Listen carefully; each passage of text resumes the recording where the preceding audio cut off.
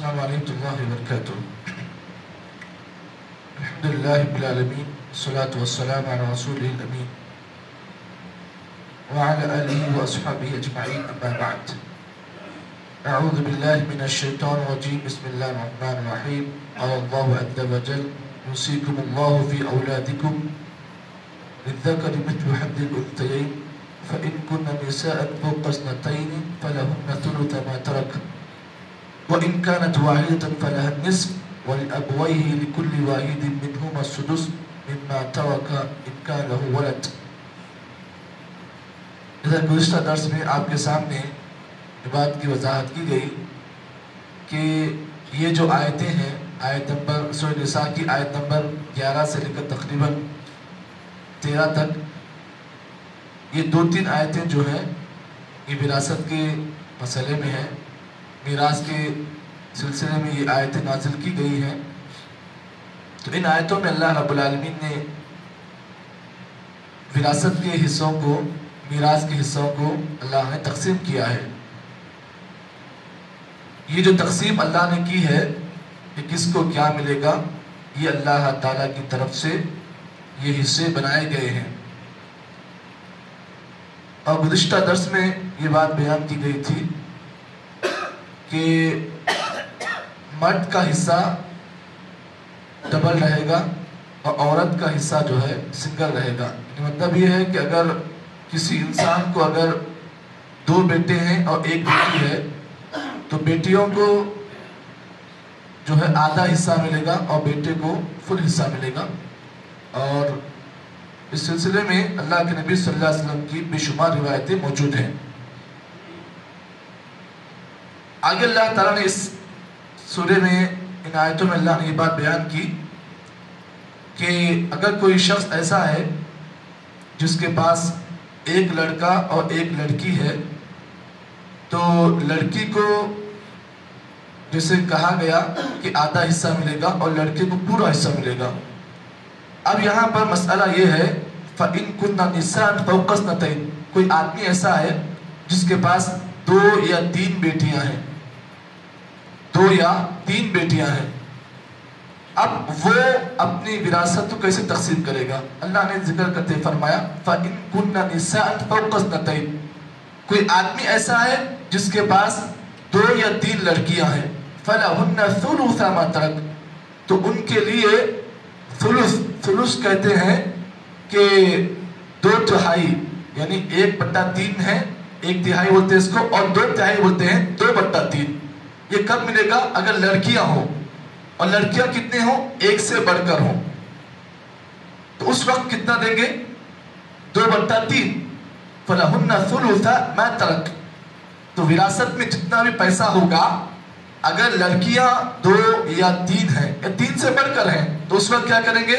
فَلَهُنَّ ثُلُثَ مَا تَرَكَ. تو ان تمام لڑکیوں کو جو ہے 2/3 مال تقسیم کیا جائے گا. اب آگے اللہ نے کہا وَإِن كَانَتْ وَاحِدَةً فَلَهَا النِّصْفُ. اب کوئی ایسا باپ ہے جس کے پاس بیٹے نہیں ہے، صرف 1 ہی بیٹی ہے، 1 ہی بیٹی ہے. اب اس کو کتنا دیں گے؟ اللہ نے کہا وَإِن كَانَتْ وَاحِدَةً فَلَهَا النِّصْفُ.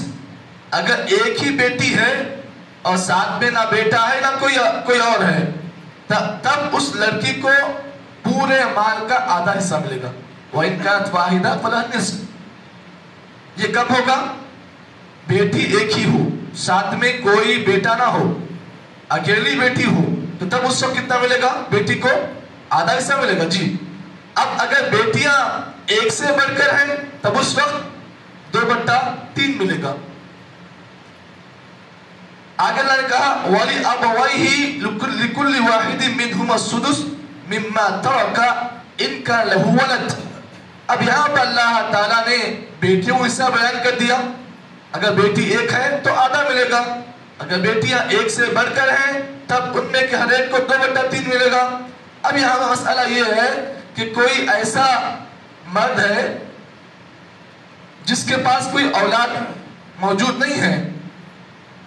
اب مسئلہ یہ ہے کہ اب ایسے آدمی کو جس کے پاس کوئی اولاد نہیں ہے اس کو کیا ملے گا؟ اب اگر کوئی ایسا آدمی ہے جس کی اولاد بھی ہے، ساتھ میں ماں باپ ہیں، مطلب یہ ہے کہ لڑکا اگر کوئی آدمی ہے جس کی بیوی کا انتقال ہو گیا اور بیوی کے انتقال میں بیوی کی جو پراپرٹی ہے اس میں شوہر کو حصہ ملے گا یا نہیں ملے گا؟ اللہ نے کہا ضرور ملے گا. اللہ نے کہا وَلِأَبَوَيْهِ لِكُلِّ وَاحِدٍ مِّنْهُمُ السُّدُسُ. اب ماں باپ کو جو پراپرٹی ملے گی وہ چھٹا حصہ ہوگا، یعنی 1/6. اگر ماں باپ ہے اولاد کو دینے کے بعد جو مال بچ رہا ہے اس میں ماں باپ کو ہر ایک کو، یعنی چاہے وہ باپ ہو یا ماں ہو، ان میں سے ہر ایک کو 1/6 1/6 حصہ ملے گا. مما ترک ان کان لہ ولد، اگرچہ لڑکے موجود ہوں، اولاد موجود ہوں. وَإِن لَمْ يَكُنْ لَهُ وَلَدٌ وَوَرِثَهُ أَبَوَاهُ فَلِأُمِّهِ الثُّلُثُ. اب کوئی ایسا آدمی ہے جس کی کوئی اولاد ہی نہیں ہے، اولاد نہیں ہے، صرف بیوی اکیلی ہے، تو اللہ نے کہا وَوَرِثَهُ أَبَوَاهُ فَلِأُمِّهِ الثُّلُثُ. تب اس بیوی کو اس مال میں سے ثلث ملے گا. ثلث کا مطلب 1/3، تیسرا حصہ. فَإِن كَانَ لَهُ إِخْوَةٌ فَلِأُمِّهِ السُّدُسُ مِن بَعْدِ وَصِيَّةٍ يُوصِي بِهَا أَوْ دَيْنٍ.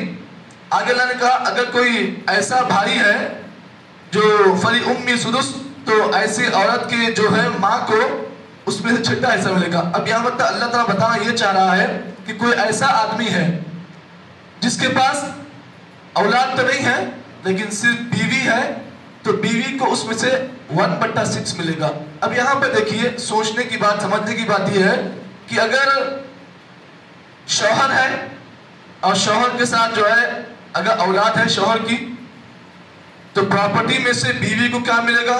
آپ نے ابھی سن لیا. اب کوئی بیوی کا انتقال ہو چکا ہے اور بیوی کی پراپرٹی میں شوہر ہے، تب اس کو کیا ملے گا؟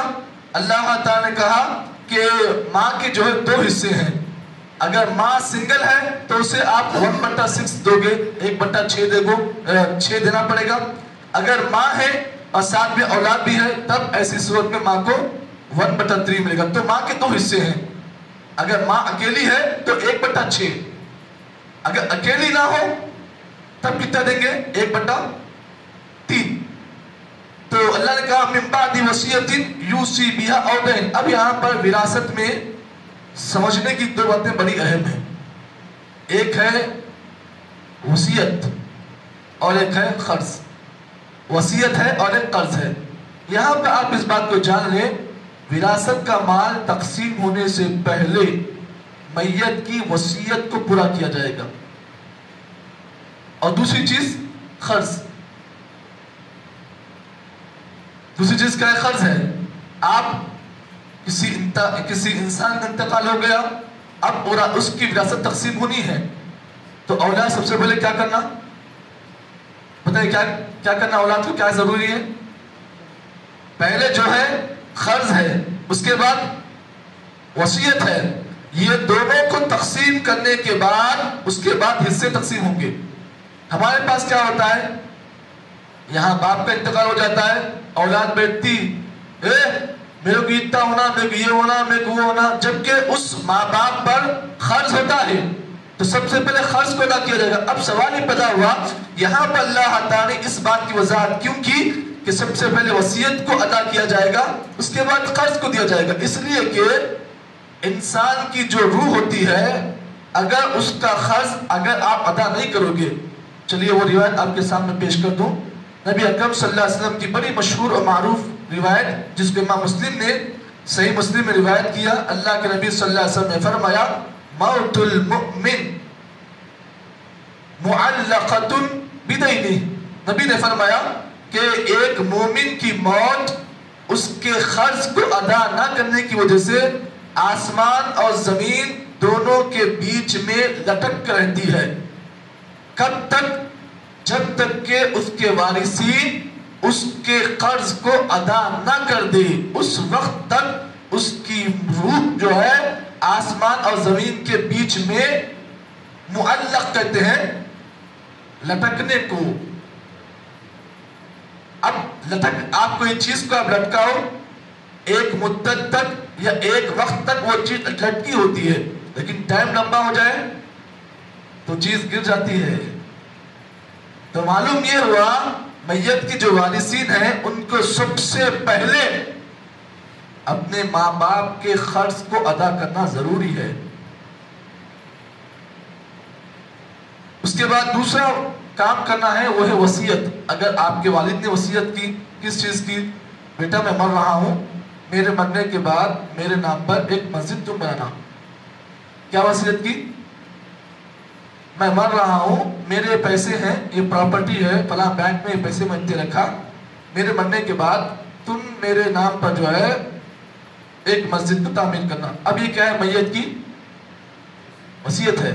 تو اللہ کے نبی صلی اللہ علیہ وسلم نے وصیت کے بارے میں یہ حکم دیا کہ انسان کی وصیت کو پورا کیا جائے گا.